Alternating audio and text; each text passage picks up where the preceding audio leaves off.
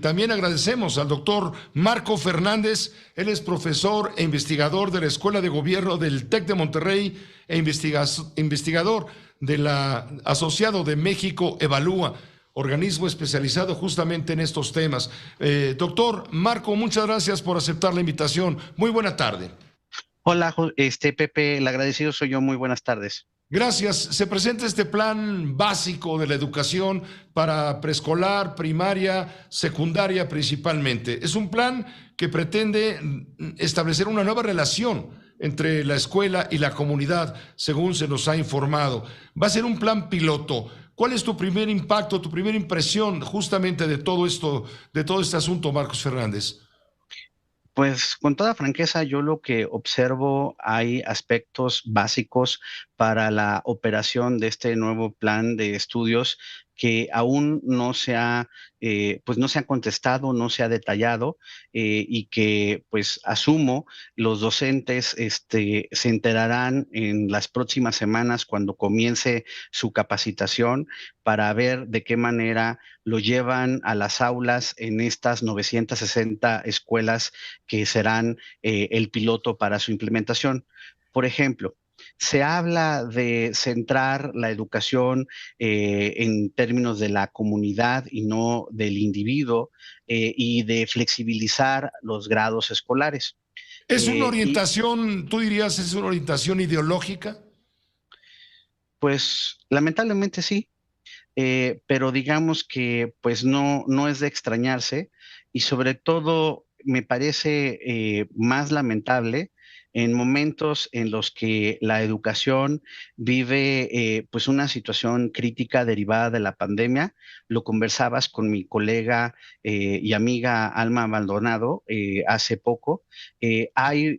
Por ejemplo, afectaciones muy importantes en los aprendizajes, de los cuales tuvo la secretaria saliente Delfina Gómez, pues el descaro de decir hoy que cuando hace su recuento, pues que pues prácticamente no ha habido una propuesta de evaluación de estas afectaciones. O sea, enumera los pendientes que le deja a la secretaria entrante, y en esa enumeración convenientemente se le olvida que no tenemos evaluación de aprendizajes afectados ni ruta para su recuperación, en que no hay una estrategia específica para ir a recuperar. En el caso, por ejemplo, de los jóvenes que terminaron la secundaria y ya no transitaron a la media superior, estamos hablando de 200,000 que ya no transitaron, o de 367,000 jóvenes de la media superior que ya no están en este nivel de estudios. Y en ese recuento de entrega-recepción, dice que aprendizajes para todos, esa estrategia de educación a la distancia, fue exitosa y referente internacional. Es igual que su jefe en la mañanera del día de ayer, pues una expresión de pues una realidad distinta, ajena a lo que está pasando en la educación pública de nuestro país. En pocas palabras, deja malas cuentas Delfina Gómez como secretaria de Educación, cargo desempeñado desde el nombramiento de Esteban Moctezuma, su antecesor, como embajador de México en Estados Unidos en febrero, marzo del año pasado, en junio, perdón, del año pasado, y hasta esta fecha, prácticamente un año y meses. Delfina Gómez fungió como secretaria de Educación. Deja un saldo. ¿Cuál es el saldo pendiente que deja Delfina Gómez?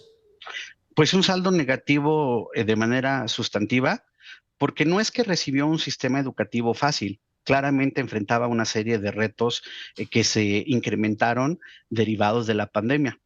A lo largo de los años, Pepe, hemos platicado cómo lamentablemente en nuestro país hay desigualdad de acceso a las oportunidades educativas, o los aprendizajes no se terminan de desarrollar, por ejemplo, en términos de comprensión lectora o del uso de las matemáticas, del aprendizaje de las matemáticas. Llegó la pandemia y estos desafíos se incrementaron y las brechas aumentaron.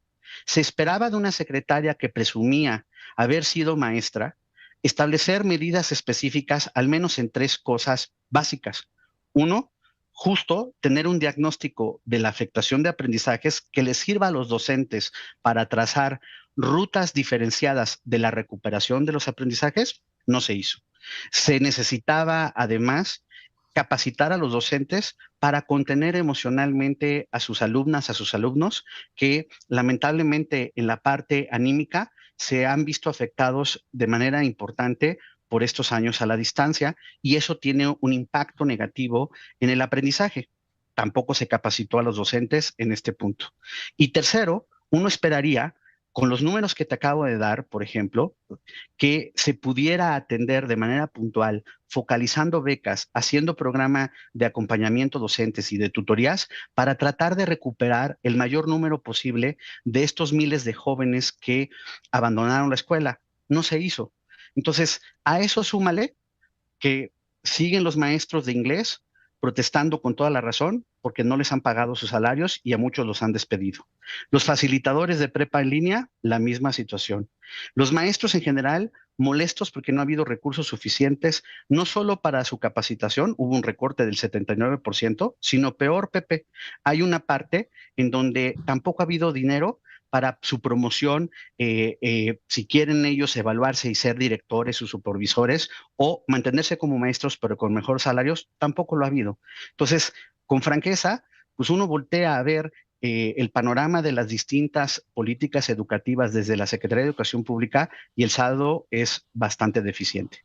Ahora te preguntaría por último, Marco Fernández, si me permites, ¿cómo estás leyendo el nombramiento de Leticia Ramírez como la nueva secretaria de Educación Pública, una mujer muy cercana durante largo tiempo al presidente de la República, incluso cuando fue jefe de gobierno del Distrito Federal, así se llamaba entonces la Ciudad de México?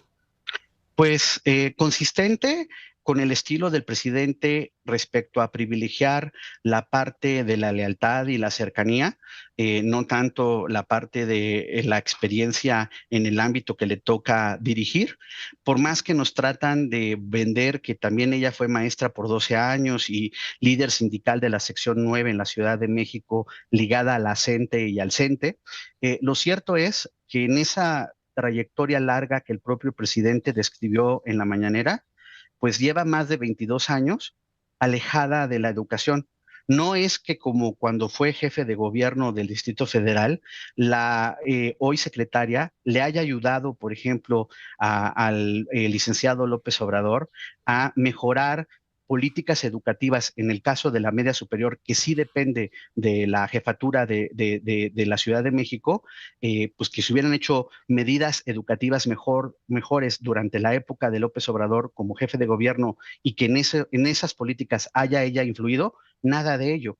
Ahora, cuando estuvo en estos 4 años en la presidencia en términos de atención ciudadana, no es que estuviera atendiendo temas educativos. Entonces, vamos a ver si al menos, quiero pensar como buen deseo, con franqueza, Pepe, que la cercanía política le sirve para tratar de convencer de una vez por todas al presidente que la educación sí debe de ser una política prioritaria. Ojalá lo logre, porque los recortes que ha habido en materia presupuestal para la educación, pues sí apuntan a que el presidente sí está ajeno a lo que ocurre en las escuelas públicas del país. Te agradezco mucho, doctor, te agradezco mucho el haber colaborado, permitido este enlace y explicarnos y leernos algo que nos parece fundamental, el plan de la educación básica, preescolar, primaria, secundaria, y claro, de paso comentar a las obras, los hechos o los desechos de la secretaria que se va y la esperanza de la secretaria que arribará seguramente en la segunda semana, es decir, cuando termine septiembre, en la segunda semana de septiembre y comience cuando termine la segunda semana de agosto y comience el mes de septiembre. Que estés bien, doctor Marco Fernández, que estés muy bien, saludos. Gracias, Pepe, por el espacio, muy buena tarde. Muy buena tarde, gracias. Es profesor investigador de la Escuela de Gobierno del TEC de Monterrey e investigador asociado de México Evalúa.